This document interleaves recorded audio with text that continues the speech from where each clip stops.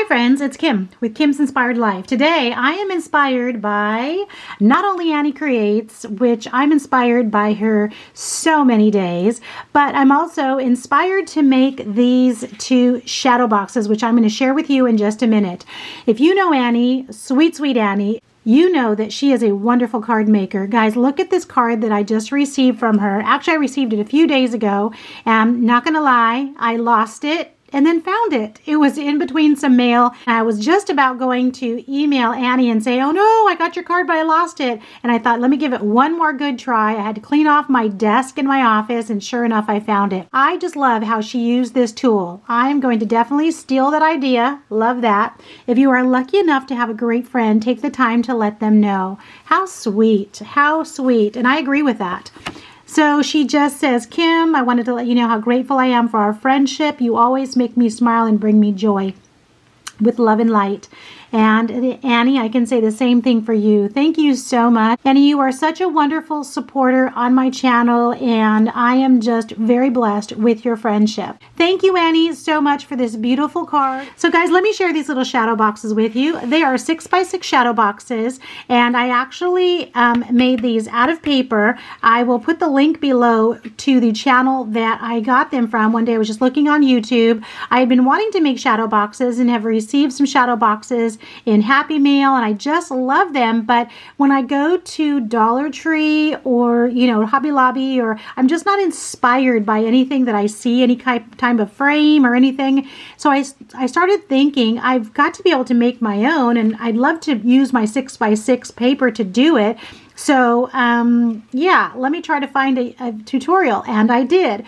The girl that did the tutorial for just this frame part, nothing else, not the back, not any kind of decoration, embellishment, and she made that video about almost a year ago. So I'm not familiar with her, but I did take her tutorial, and it's one of those tutorials, guys, where when you're making it, when you're in the process of it, I was thinking, okay, this is not going to work. What am I doing? Why am I cutting here? What's going on? I'm going to end up wasting this paper. And I used some, you know, Stampin' Up! Really nice paper and some Chamel paper that I got in a peachy cheap haul. So, you know, it wasn't paper that I really wanted to waste, which, you know, why didn't I just use some other paper first? I don't know. Anyway, when I finished it and I made this one first, it actually came together.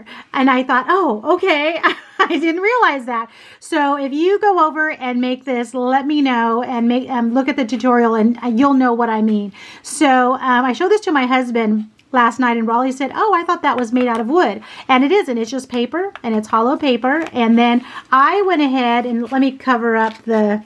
Okay, let me cover up that because I already know who this is going to, so I wrote a little note for them already right there. But the tutorial did not have chipboard on it, but I wanted it to be a little bit sturdier, so I put chipboard on it, and then I went ahead and backed it with some paper here, and then I already knew that I wanted to use these crosses that I had bought at Hobby Lobby a couple weeks ago, and then possibly that these two could match, and that's what I ended up doing. So I'm pretty happy about that. And then I die cut all of these different leaves to match the back. Of course, I glued the paper on the cross, and then I inked around it after I used these wonderful emery boards that I was gifted by Maria. Thank you, Maria. So I used that around the edges to smooth it out, ink it out and everything, and then just added on these cute little gemmies right here that I think either Joanne or Maria gave me, and Expect Miracles here. I don't know if you can really see that back there. That's propped up